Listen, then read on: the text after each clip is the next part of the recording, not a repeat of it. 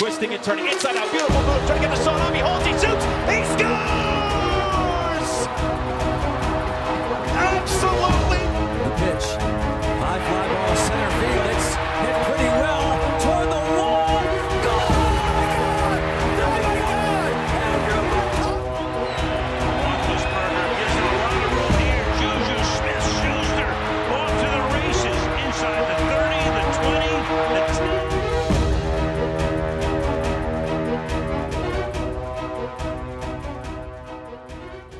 Welcome to another live edition of Pittsburgh Sportsline in the BPTV studios in Bethel Park, Pennsylvania.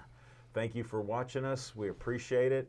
Hello to all our new fans, our old fans, and anybody else that just happened to turn on Verizon 32 or Comcast 7. Ran into a friend of mine, Steve Miller, who's good friends with the Fabus family. Haven't seen him in 3 years. He said, we could talk all day. I go, I got to go do a show. He goes, what? So he said he'd tune in. So if you're watching the show, hello to our Bethel Park resident, Steve Miller. All right, I'm Al Levine, the talking machine, Smoking Jim Frazier, Chip Hayner, back from a hiatus, Nick Callis. And we appreciate you watching Comcast 7, only in Bethel Park.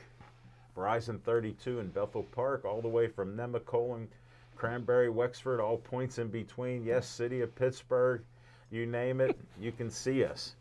And thanks for the Facebook likes on our page, 6,917. We appreciate that. We have lots of sports to talk. We have our opinions. We have a little bit of facts. And we always try to provide information from sports all around the country. We bleed black and gold in case you didn't notice. Well, have you jumped off the wagon? Smoking Jim's our man of humor, and he's going with it. You fix me up there. All right, we'll start with some of our promos. We are on Public Access TV. They sponsor our show. Let's see what A1 came up with here. Here we go. Look at that, centered perfectly.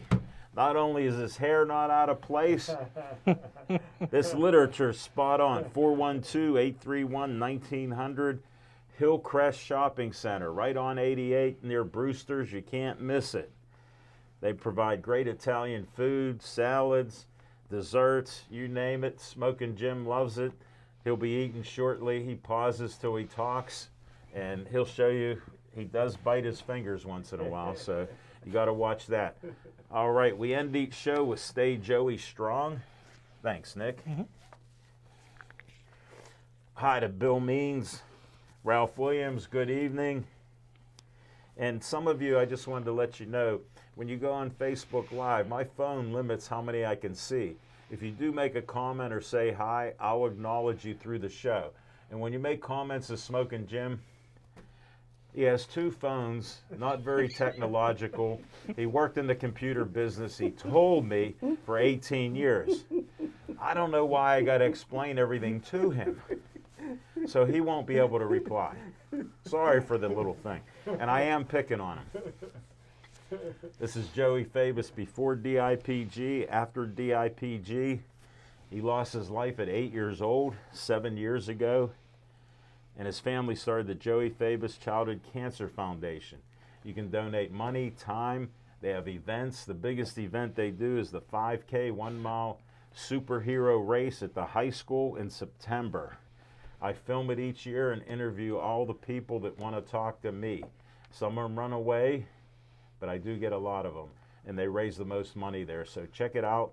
They're doing a lot of great things in our community. All right, let's see how Anthony does. Look at what he got there. He gave the thumbs up. There it is. The Bethel Park Historical Society Schoolhouse Arts and History Center. 2600 South Park Road. Has that big old red and white trolley there. Can't miss it. 1905 schoolhouse was built. Been all refurbished, new roof, windows, you name it. They even have a new flagpole that's historical. So they do a lot of great things, have events. Stay tuned and check out their site. You can donate money or anything you want in time. You can even volunteer Tuesday, Thursday nights. They help work and refurbish and clean the place all the time. All right, next up, it's a great 501c3. If you listen to our shows in the last 6 months or so, not only did I explain to Smoking Jim what a 501c3 is, we had Jake, the hockey guy, come in who gave us the Jacksonville pick and the Steeler pick to get in the playoffs. Gave you the greatest bets on $5, not like our man Smoking Jim. And he made money. All right, always be smiling. The B stands for Bennett. Died at 16 and a half. And he had 2 kidney transplants. His dad, Dean, gave him the last one. And he just didn't make it. He had other complications health-wise. But he was always smiling. So in honor of him, his mother, Kristen, Father Dean started this. They help other people with kidney disease, from young kids and families, and help pay some of their bills to get the kidney transplant. And they're helping and doing fundraising in the city. And I got them up over 1,000 and growing. So if you can, thank you for everybody. If you can like their page, always be smiling. Thank you. All right, we're winding down. A little fundraiser. We're doing Santa for seniors. Donate blankets, Pittsburgh wear and gear, like whatever Smoking Jim's not wearing, don't put it in the basket. Because whatever comes out of the back of that van, he's buying. Size 21 shoes the other day. His feet got into the building before he did. Yeah, I know it's funny, but it's true. Well, you know, he goes and gets his. He could bring in his personal tailor. He does. Abdullah the tent maker. And we're running this Santa for seniors. Sorry for the interruption. We try to be serious on things like this. And this is to help benefit senior citizens at the Reformed Presbyterian Home, 2344 Perrysville Avenue. We have a half a dozen items to send there, so thank you for coming in. The can is right in the municipal building where the police station's on the right. And on the left is BPTV. Under the clock is our can where you can donate till Valentine's Day. And since Valentine's Day comes a day before our next show, I'll pick up the stuff on the next day. So we'll take donations, and I plan on taking them out there to our friend Gwen, and she'll pass them out to the seniors that need some of this stuff because they don't have any family left. And we're trying to help. And next year, we're going to start earlier and help others in our area too. So thank you. All right, another 501c3. Not much delay. Look at that. Great job. Hey, hi to Amy. And hi back at you, Amy. She works at Giant Eagle Bakery right on Route 88. So check it out, Smoking Jim. Okay, Bethel Park Community Foundation has money for you. Grants from $100 to $5,000. And you just get an application online. We meet every 2 months. I'm a trustee on the foundation. We've given out $1 million in 25 years and plan on giving out whatever we can. And we have scholarships for your kids here in Bethel Park if you qualify, and plenty of money out there for you. So just get those apps. Thank you. Next up, we had a nice lady called us about kidney failure, and her kidney function was 17. When it gets to 15, she needs a transplant. She made this nice sheet of paper up. We promoted it last year. She has a donor. She can't tell us. Her kidney function's 16. When it goes to 15, she can get the transplant like I did with a living donor, my son. So she'll be in the same boat, and we'll find out who the donor was. They will tell us. So we'll stay tuned, and good luck to Kathleen, and stay healthy. All right. Here's the nice sheet that Anthony on camera got for me because he said the other one was wrinkled up. Let's see how it looks on TV. Look at that. He got that automatic focus working tremendously. Oh, did I let that slip on? Smoking Jim doesn't get it. I know, he won't. I want you for BPTV. Tell them Uncle Al sent you.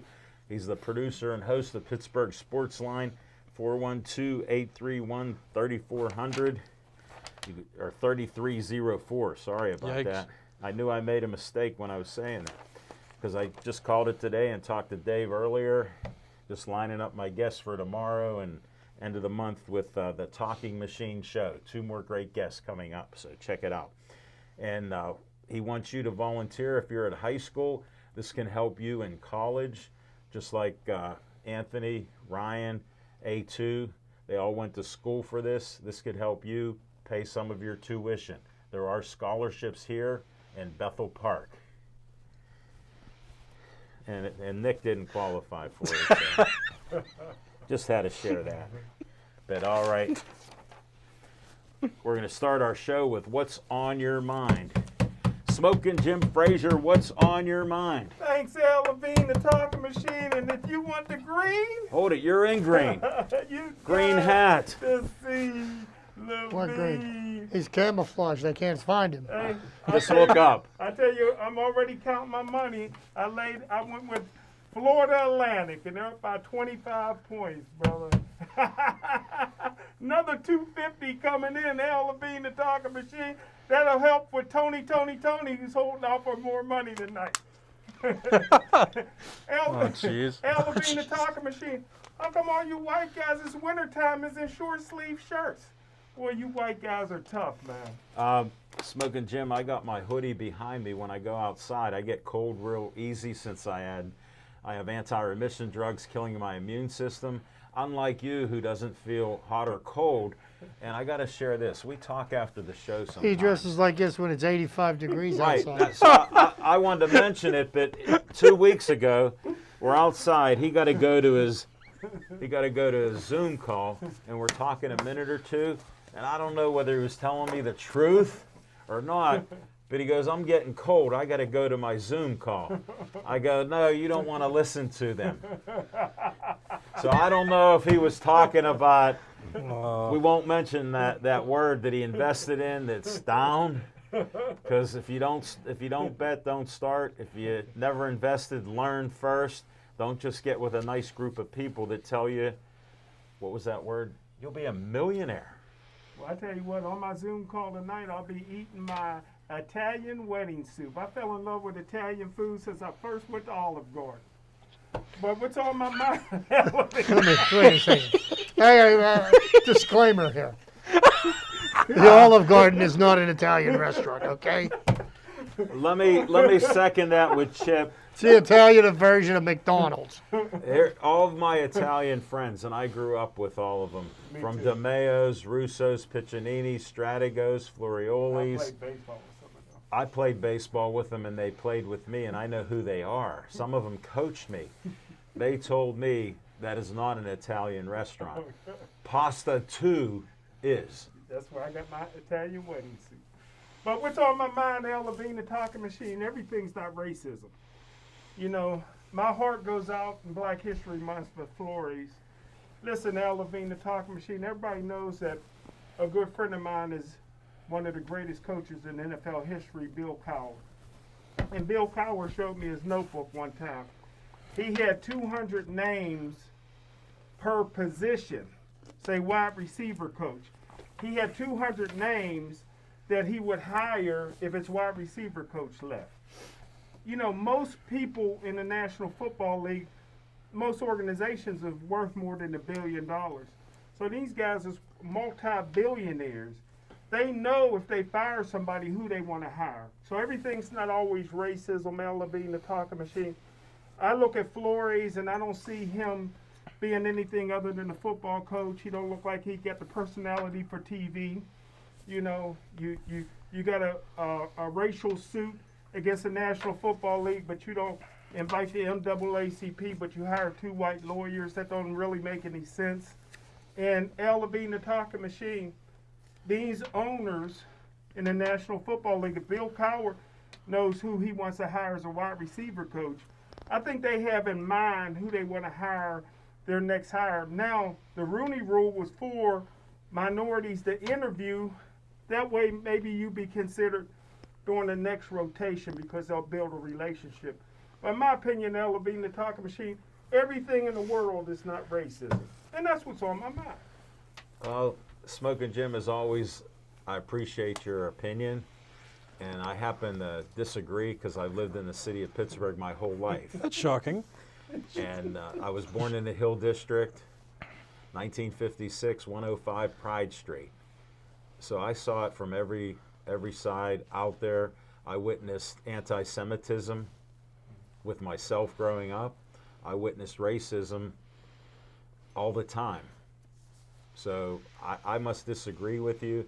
And then when you add the B's in there, billions, I don't know if you know this, but some people believe they're above the law. And I'll leave it at that. And that's my humble opinion because we're going to carry on. I respect my BFF at all times, but I disagree on this point. And we're going to go to Chip Hayner. What's on your mind? Oh, I guess this is the night that the NFL gets to be the punching bag. Hooray! Guess it's time for me to get my workout in, and I'm going to Hold break. it, interruption. Bill Means 1-0 Penguins. Good. Right. Hooray! And I'm going to work up a sweat on that heavy bag tonight, okay? In the first place, Yes. could the NFL have embarrassed themselves any more by putting on that example of an all-star game on Sunday called the Pro Bowl?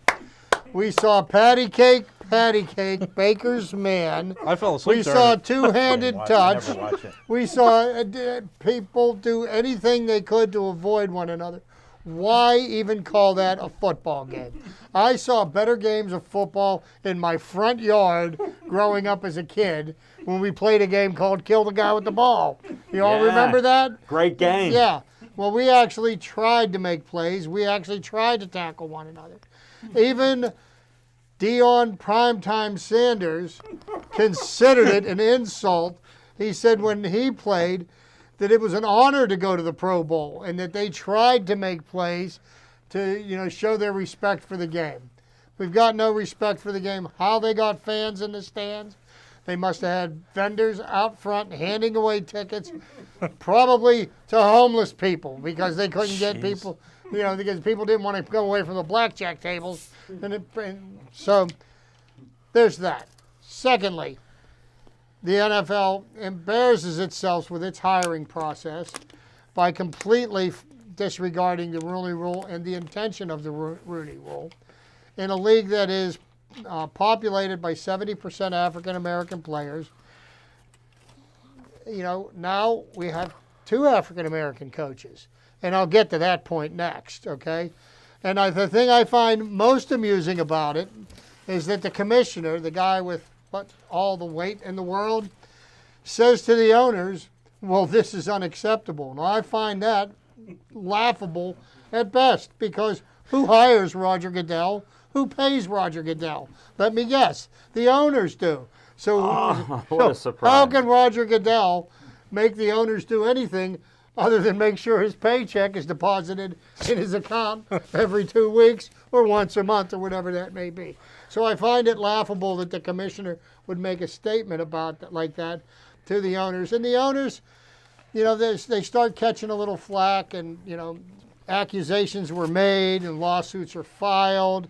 And, we'll see where the litigation goes with this. And I think what's going to end up happening, it's going to go round and round in circles. And because the NFL can afford to keep things in litigation, Sure, they can delay it. till the end of time, then we're never going to see any conclusion to this. And somehow, some way, Brian Flores and his team, they're going to run out of money, and their lawsuit's going to go by the wayside because the accusations that were made, it's going to have a very hard time proving these, okay? Because the owners, being the upstanding citizens that they are, will have refuted all his claims. So then that must mean that they're not true. And then the last embarrassment that the NFL did, with all the flack about not hiring an African-American coach, the Houston Texans, at the last minute, somebody that wasn't even on their radar to be interviewed for a coach, pull Lovie Smith out of mothballs after he just got fired from a Big Ten school after 4 consecutive losing seasons, and one of the worst records that I've seen of any head coach, who's failed twice, is now the head coach of the Houston Texans. Okay? Now, you can't honestly tell me with a straight face, and he can't even keep a straight face, that he was the most qualified candidate to be interviewed for that job. I think Hines Ward had better for qualifications than Lovie Smith did.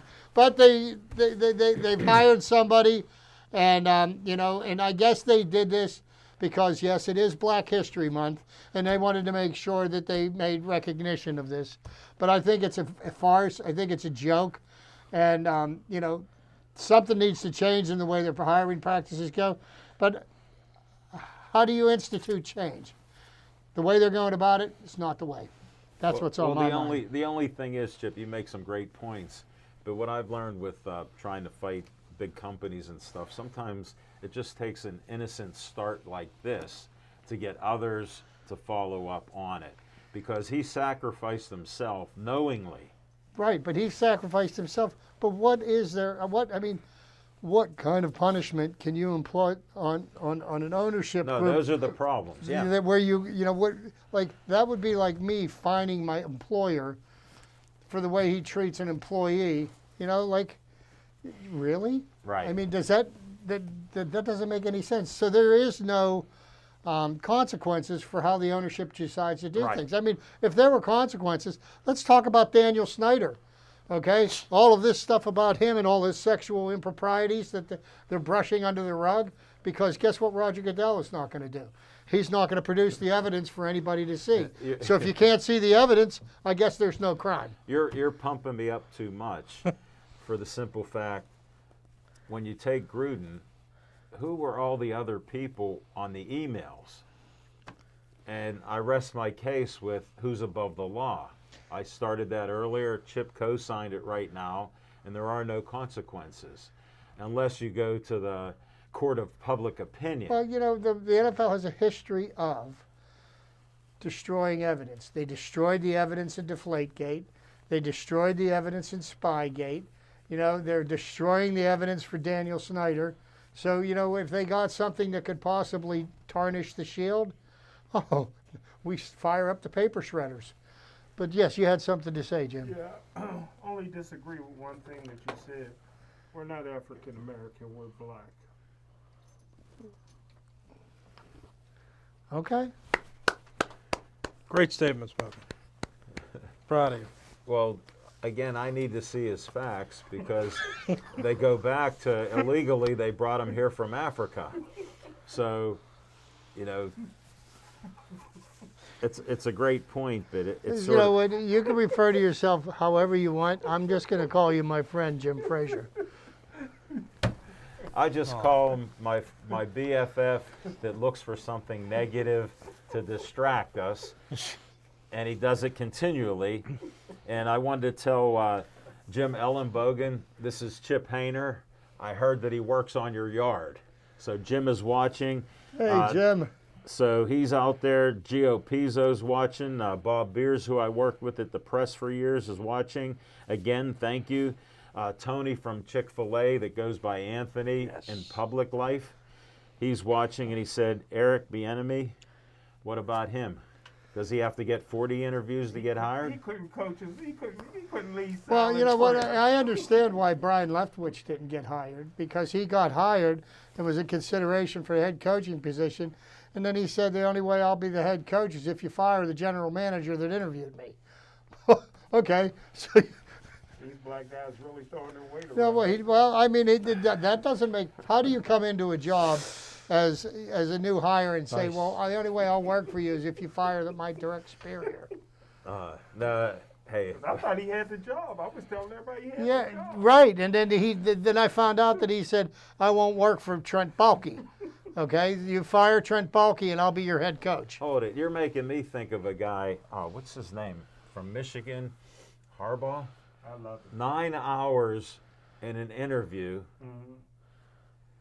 and he got assistants leaving, and they thought he was going, and he's back, and he missed signing day, which when you're recruiting kids, when you're recruiting kids, they want to know who their coach is going to be the next year, let alone 4 years. He wasn't there. Wow. So what was he thinking and saying when everybody says what a great coach and guy he is? No, this is something that I read. I don't know how much truth there is to this. Okay, because I'm confused. But I'm gonna just put it out there. I understand that his demands were he wanted in the neighborhood of a $100 million contract. Yeah. Like Gruden's, okay? And Guaranteed. the Raiders found out how much of a disaster that was, okay? And they are paying out through the nose to pay that contract off. And no team wants to be tied to somebody for that period of time. Because think about it. How many coaches last more than 3 or 4 years anymore? Right. No, you sign them to a guaranteed contract. Yeah, sorry to stir it up. I'm getting a little distracted here, but NFL, they not only have skeletons, but they have skeletons with blood still on them. That's how ripe they are, because since the Rooney Rule came out, like all companies do, they hire an accountant to get over on stuff. They learn somebody massage their books, or they look for gray areas in business. How did they interview all of these black coaches and then hire who they wanted, who was white, recycled, and had losing seasons, never even went to a Super Bowl? Well, Lovie Smith wasn't white, and he's recycled, and he's probably, of all the head coaches hired this hiring season, Well, here's probably the least qualified. Here's my theory.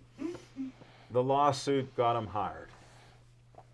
And that's hiring him for all the wrong reasons. That's part of what we're talking about. There's no consequences for the NFL, so if somebody puts up something that looks like it's helping the cause, whether they're black or African American, doesn't matter. They're still a different color than Lily White that owns the team. All right, enough of this. We're going to go get more from Nick Callis. What's on your mind? Oh, there's more. Don't you worry. How did I guess? No. I'm getting on now. Getting pumped up as well. So, Thanks for being quiet. I'll get more. I got an opinion that I'll say for the segment about the whole Brian Flores situation, but more NFL nonsense having to deal with the racism that and the allegations that we've seen now. I heard in a developing story that the whole reason why this lawsuit came about was because Bill Belichick accidentally texted Brian Flores and texted Brian Dable instead for the New York Giants job. Right, and they showed the text. But is he that dumb? Is he that dumb? Is Bill Belichick that dumb? That's amazing. Have you? Well, Don't say much for you. They're challenged. They're challenged. They're challenged challenged people. with social media the way it is today.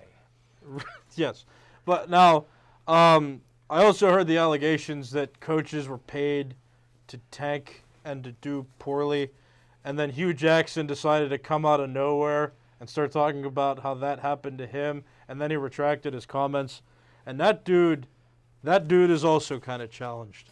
I don't. You think? Yeah, his name isn't Jackson. It's Jack. Okay, you can fill in the 3 letters at the end. I don't like Hugh Jackson. I don't. He comes on the wagon and he's like, you know what, I'll make this claim too, because this will make me look better. And then he's like, and then the Browns owner comes out, and then, then he kind of retracts himself back into the darkness that is post NFL. But what in the world's going on? Well, where's the lawsuit against him for defamation? Yeah. Good point. Yeah, good point. I don't know. But, yeah, so that's all going on. Is Belichick that challenged as Hugh Jackson? I don't like Hugh Jackson. And I also wanted to say that I talked to Doran Dickerson at the Fan because he used to play, and I wanted to ask him, I'm like, if a coach were to ask you to tank, if a coach were to ask you to just perform more poorly, would you do it? You're making your same salary, and you still, you're making an income, and you still get to be on the team. Would you tank? And he told me, no. And I never thought of this. He's like, well, because you are playing for the next contract. Just because you have a contract now doesn't mean you're guaranteed to get paid from the team in the future, or you're not guaranteed to have anybody else have interest in you. So he wouldn't stop. And I never considered it from that player's perspective until he said that. So I don't know how valid these let's force these teams to do poorly. I know a coach can choose which players that he would play, but I don't think the players would intentionally try not to win games. So that perspective of it's a little, Well, for me, I don't buy basically it. what I don't buy it. Doran's saying is that every game he plays is basically a job interview for him. He's Exactly. going to go out there and show his wares. Right. Yeah. Yes. And Yes. show that he's worth the next contract. Exactly. Football, you got to go 100% or you're going to get hurt. However, Joe Theismann, who's one of my favorite all-time football players, college and pros, when he was in the CFL, he made a lot of extra money point shaving. Throw the ball 5 feet over somebody's head in the end zone. He didn't lose the game, but he made sure the points was within the point spread, and he made a lot of money with the bookies. So. Yeah, Was but that when his Smoking name was Thiesman? What? Yeah. Stop. What are you? Smoking Jim here. And this is after he said Hold the it. only reason Plunkett Hold won the it. Heisman because both his parents were You blind. love football. I love Theismann. You love football, and Jerry Kramer. What happened to him? That's right. You're right. You're right. He was Paul doing. He Hornung. was doing. Or Paul Horning. Yeah, he was doing Ben what Dawson, yeah. he was doing. What you do, degenerate gambling, And Pete Rose. and he got I banned. got Florida Atlantic tonight. And he got banned. Yeah. And then, what was baseball known before the Black Sox?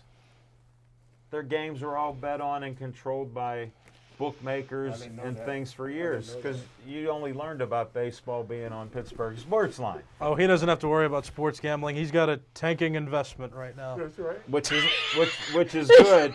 But Smoking Jim, you're a little bit innocent. There's been gambling in sports, and I don't know if you missed this, because I know you like basketball a little bit. Yes. Did you ever hear of point shaving in basketball? Yes. Referees. No. I'm talking years ago in the 50s. Oh, I didn't know about that. Yeah, they did point shaving, and you ever hear of a guy named Connie Hawkins? Oh, yeah, that's right. He got was accused suspended. of doing it.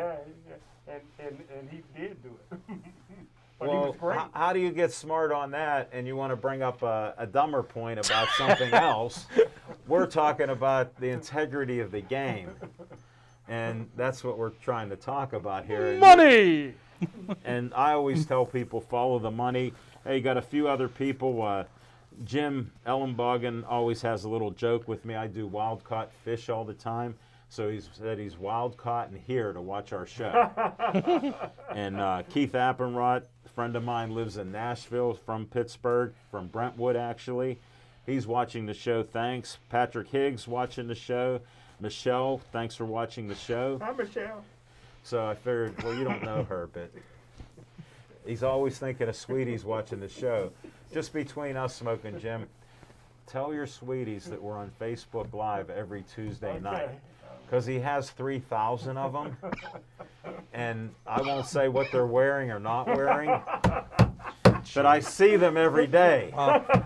So get them to watch Facebook Live. We're trying to pump this up. Okay. All right. Sorry, Nick. That No, we that was jumped what's on my your mind. time. All right. Yeah. What's on my mind, I forget all about it, but I saw a little clip. My son asked me, Drew and I watch football, and he goes, Dad, this is a terrible day to watch any sports, Sunday. I go, well, first of all, I'm not watching the Communist Olympics. And he goes, you don't want to watch them. I go, no, they banned all of their people from going there. They got them locked down. And why would we want to support communism? He goes, oh, okay. Because he knows how I am. He goes, what about the Pro Bowl?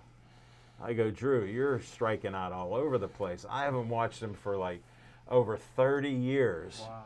I never saw games that were so worthless to watch. So I don't watch them. People tease me all the time. They go, what'd you think of the Pro Bowl?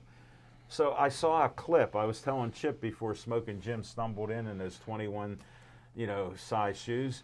And I said, I saw a 10-second clip. And he goes, don't let me interrupt you, but they were doing two-hand touch football. I said, I saw it in the clip. Wow. And I said, change the channel. Wow. So that's what I thought of the Pro Bowl. You know what? Put them in the Pro Bowl. Donate money to groups that need it. You talk about social justice and injustice.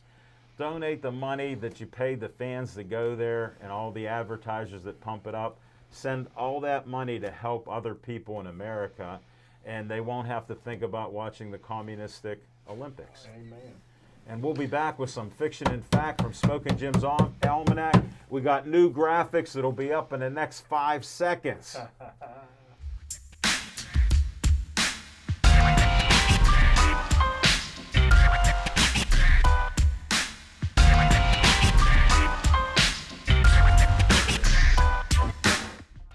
Thanks, Al Levine, the talking machine. Got to salute our captain. We couldn't be here without A1. Appreciate you running the show for us, my main man.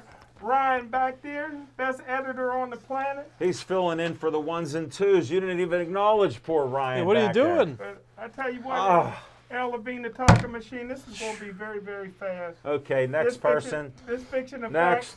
fact goes back about a week. And, you know, everybody talks about the NFL has 2 black head coaches. They actually got 3 black head coaches. Miami Dolphins, I don't know if they knew that the guy they hired was a black coach, but his dad is black. His name is Mike McDaniels. He's biracial, they say. Well, if you got 1 drop of black blood, they can consider you black. Al Levine, the talking machine, we go way back. A week. This guy, his dad was a living legend. His dad played for Northern Colorado before Aaron Smith played there. He was the all-time leading receiver until Vincent Jackson, may he rest in peace, shattered all his records. Great facts. We're getting the facts. Where's the fiction? His kid looks whiter than Nick. I was waiting for the fiction. Grew up in an all-white neighborhood. Went to a predominantly white school called Yale. You might have heard about it. But the guy What, Yale? Yeah. The guy is an offensive guru. Been outstanding everywhere he's been offensively. I don't know if they have the offense in Miami, but he got Pittsburgh ties. His uncle is not only one of my good friends, but he's better friends with Nick. Him and Nick is, his uncle and Nick is like this. The guy's oldest brother, his youngest brother is good. His dad. Is it oldest or youngest? His dad's the oldest.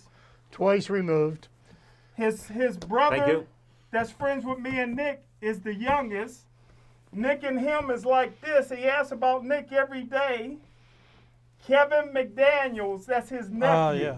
His brothers, and then Kevin used to tell us about his nephew all the time, and now he's the head coach of the Miami Dolphins. Even the players that he coached didn't know he was black. And who did he coach with for the last 11 years? San Francisco, for Shanahan. Kyle Shanahan. Yep. Kyle Shanahan. So that's a fiction and fact from Smoking Jim's Almanac. Me and Nick got the tie-in to the coach for Miami. From only 1 week ago. Huh? From only 1 week ago. No, I've known Kevin for a few months Yeah, now. he's known Kevin a lot. I was trying to clarify That's that. a fact. It is. Yeah. Yes, everything is true when I say it. Now everybody, everything I say is true. Well, don't get carried away now. Smoking Jim, I don't know what facts you have with 1 drop of black blood. And then Bill Means said, I do not think Theismann played for Canadian League. He played against them at Bordentown Prep School for boys. Bill did. Did he really? He played against them. Well, Joe didn't go right to the NFL. It was either the USFL or United States Football League or the CFL. No, it was not the USFL. The USFL, he'd already been in the NFL. Well, it was another Where did Zonka and them go to? Was that the USFL or the United States Football Hey, League? Bill Means is on fire. What did he say? He said my teammate World Football from League. his World Football League. from his petty school was black from South Chicago, and he started at Yale all 4 years and broke every record they had. And we won a state championship at New Jersey in 1971. He passed 4 days ago. Who? His friend Oh. that he went to Yale and he was black. A black guy went to Yale in the early 70s? Wow. That's Bill, amazing. thank you. Smoking Jim just found out some I mean, new. the first black only played for Alabama in 1970. Well, Wow. Smoking Jim just has another fact for his fiction I and didn't fact know that. from Smoking Jim's When did the Almanac. first black play at Harvard? Look it up. Just Google it, Smoking Jim. Come on, you're testing us pretty good here. Yeah, we got people that are calling you out, brother. Yeah, for some reason, like I said, He's a great entertainer. And get your sweeties watching the show. His name was Tyrell Hennings. Tyrellhenings. He was Bill's best friend. I wish I could have met him. He was Bill's best friend. Oh, man, that's great. Thank you, Bill. We appreciate your insights. Let's go to Nick. No. No. We got to go to Chip. Yeah, I got distracted on that. Shoot.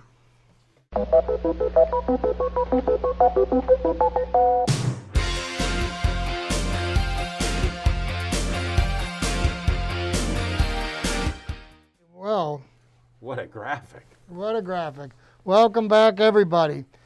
In the in honor of Black History Month, You told us last you would. week I teased, and I'm going to run down what one person's list of the top 10 Negro League players were.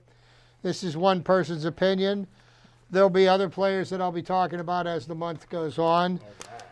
Even though this list, some people may disagree with it, and I'm not going to get into numbers because the one problem with the statistic keeping in the Negro Leagues was very incomplete. Yes. And it's hard to say because, rumor has it Josh Gibson hit over 800 home runs, but they can only account There's no for... proof.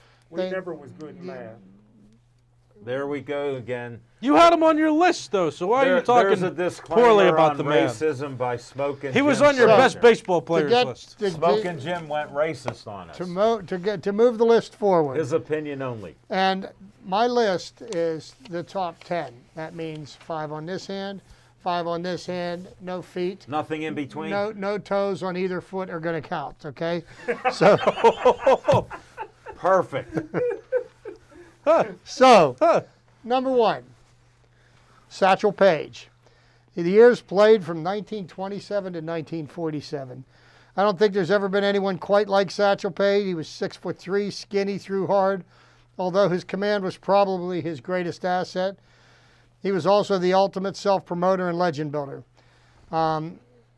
Yes. So, everybody has heard of Satchel Paige. And what was his comment? Don't look back. Somebody might be catching up to you. Yes. He was famous. Number 2 could potentially be one of the greatest Negro League players of all time, Oscar Charleston. Yeah. He was a center fielder and a first baseman. He played from 1915 to 1941. And comparable major league players to his level of talent were Trish Speaker and Willie Mays. Wow. Those are 2 Hall of Famers. Okay. Charleston's abilities and suggestions that he was the equal of Cobb or Speaker or Ruth or better. James rated him the 4th greatest player of all time between Babe Ruth, Honus Wagner, and Willie Mays. Wow. What a group. Number 3. Played a lot of years here in Pittsburgh for the Pittsburgh Crawfords and the Homestead Grays. Josh Gibson. Comparable major leaguer of equivalent talent. Johnny Bench. But Josh Gibson was a better hitter. Wow. Quote, I played with Willie Mays and against Hank Aaron. They were tremendous players, but they were no Josh Gibson. That's what Hall of Famer Monty Irvin said. Wow. So, number 3 on the list. Number 4, John Henry Pop Lloyd. Comparable major league player, Honus Wagner. Baseball historians concur that Lloyd was one of the greatest black players ever, but Babe Ruth, in response to a question by announcer Graham McNamee, eliminated the color distinction when he stated that Lloyd was his choice of the greatest baseball player of all time. Really? What an endorsement. Number 5, Buck Leonard. First baseman, years played, 1934 to 1938. 1948, comparable major league players, Jeff Bagwell and Lou the Iron Horse Gehrig. Wow. Quote, Good I company only again. wish I could have played in the big leagues when I was young enough to show what I could do. When an offer was given me to join up, I was too old and I knew it. Anybody could play first base. There's another. Can I Except take you Pedro out to the Alvarez. infield sometime? I'll throw some balls from third base to you. How about hit a couple to him? So number 5 was Buck Leonard. Number Thank you. 6, Turkey Stearns. an outfielder. Years played from 1920 to 1940. A comparable major leaguer was Carl Yastrzemski, Triple Crown winner for the Boston Red Sox. Yes, he talked to his bats. Stearns tended to think of his bats as living extensions of his own arms, and he could carry the best of them around in violin cases. He carried around different sized bats for different situations. After games back at the hotel, teammates would overhear him thanking his bats for delivering big hits or admonishing them for popping up. If I had used you, one teammate recalls him saying to a bigger bat, I would have hit a home run. He was known to threaten a bat that slumped with an axe. Wow. And thought to sleep with a bat that had been particularly good that day. It goes without saying that he never let anyone use one of his bats. Turkey Stearns, outfielder. Chip, I got to interrupt you. I got an announcement to make from our director of BPTV, Dave Cable. Live graphics and good directing. I think I might tear up with pride. Way to go, guys. You're doing a great job, guys. You're making us look good. And Ryan. No, don't forget Ryan. Ryan's in there. Did you forget Ryan? He's got the graphics going No.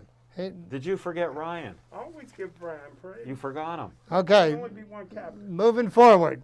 Number 7 on our list, Mule Suttles. Whoa. There's a household name. First baseman and outfielder, played from 1923 to 1944. Comparable major league player, Jim Thome, except that Suttles hit right-handed. In his quote, in Havana's tropical park, the center field fence is 60 feet high and more than 500 feet from home plate. Wow. Teammate Willie Wells recalled a gargantuan drive that carried over the heads of the soldiers on horseback riding crowd control duty behind the fence, a total of 600 feet. Afterward, a marker was placed on the spot commemorating the prodigious homer. What a home run. That's Mantle-esque. Yes, truly. You have to explain that to Smoking. Number 8 on the list, Ray Dandridge, third baseman. Years played, 1933 to 1944. Comparable major leaguer. There really isn't a similar player. Dandridge could hit. He had speed and was a tremendous third baseman who could have played shortstop except that a teammate of Hall of Famer Willie Wells. He was a sort of hybrid Ozzie Smith and George Brett, although he didn't have Brett's power. Quote, Ozzie's the onlyest guy I've seen who's got my style. That was what Ray Dandridge said about Ozzie Smith. Wow. He was named the league MVP in 1951. Number 9, and you'll like this one, Jim. Cool Papa Bell. Yes. Played from read about it in my 1922 to book. 1946. He read it in the book I let him Comparable major leaguers, Ichiro Suzuki and Kenny Lofton. read. Oh, wow. Okay, and this is a quote that is attributed to Satchel Paige. This is how fast he was, I know it. okay, because he was so fast that he could turn the light off and be in the bed before the room got dark. This one's even better. Once he hit a line drive past my right ear, Satchel Paige says, I turned around and saw the ball hit his ass sliding into second. Oh, that was good. I like that. That is great. I like that. Must be true. That must be the truth. I love that quote. So, pardon my language, folks. And number 10, Willie Wells, shortstop. Years played 1924 to 48. Comparable major leaguers, Barry Larkin and Troy Tulowitzki. You should have seen Willie Wells play shortstop, as good as Ozzie Smith and a better hitter. Wow. Nicknamed the Devil, he actually received that moniker in Mexico, where he played in winter, apparently from opposing players who quickly learned. Let's see here. Go ahead. Take your time. Jack Maine Jr., thanks for watching us. All right. And anybody else whose name hasn't showed up, thanks for watching us. We appreciate it. And we're trying to build up the people watching with Smoking Jim Sweeties. All right, and then finally, just a few more players of note, some names ahead, to lay keep it in on mind. Cristobal Torriente, center fielder, a Cuban superstar from 1912 to 1932.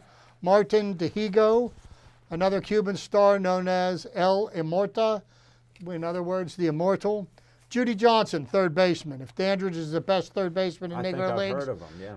then Johnson would be. And Biz Mackey, another catcher, switch hitting catcher, who hit for high average and is regarded. Thing. So there's a rundown of some of the top players of Negro League history. I'll leave that for my friend Jim so he can study it. I can quiz him on it next week. Thank you. And Bill Means said he never heard of these names, and thanks for presenting it to others that haven't heard them either.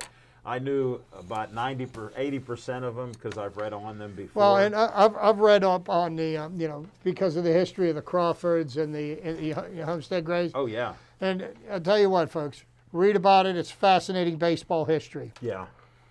Yeah, it truly is. All right, let's move on.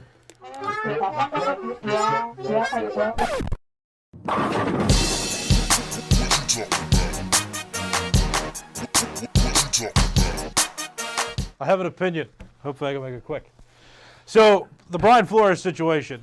Smoke and Jim, don't take this too highly. I agree with some of your points. Not all of them, and certainly not some of the extreme Please ones. clarify yourself. So here's what I mean. So, Brian Flores, I believe, did well as a coach. And I believe he was creating a culture with the Dolphins that could have geared them to win in the near future.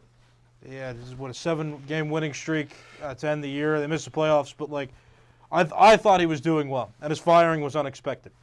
Now, the problem comes in where you try to fight the NFL with the racial accusations, and the crossroad I come to is that should the owners and the hiring staff do what is morally right as it relates to giving all people a fair chance? Absolutely.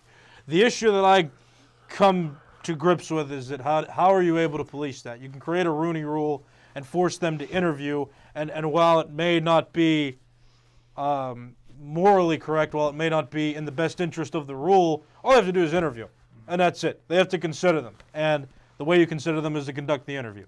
You can't do much more than that unless you want to continue to create rules, but the more rules you create, the more controversy you get because you can't, at some point in time, you can't tell the teams who to hire because they deserve to hire who they believe is the best choice. Now, the place that I come from is that if Brian Flores is a good coach and the Miami Dolphins don't want him as a coach and the league doesn't want him as a coach and he is that good of a coach, is it not the teams that are suffering from having good coaches, competent coaches to head their teams to success? Really, if you don't want to consider these people, if you don't want to consider Flores and he is a good coach, then every single team in the NFL is hurting because they're not willing to give somebody who might have success as a coach a chance to coach their teams. You can't force them to do it, though, which is where I agree with you. But at the same time, the teams are only hurting themselves by not hiring a coach who is competent, as demonstrated by the Houston Texans and what I said about Hugh Jackson earlier. So that's my opinion on it. If the teams don't want the guys, they don't have to have the guys, but the teams suffer as a result. Very well said. Great points, Nick. Oh, and your dad said Steve with an S is watching the show. Did you know his name starts with an S? Because he tells me that all the time. I just think he's humorous. Yeah. So we'll move on. All right.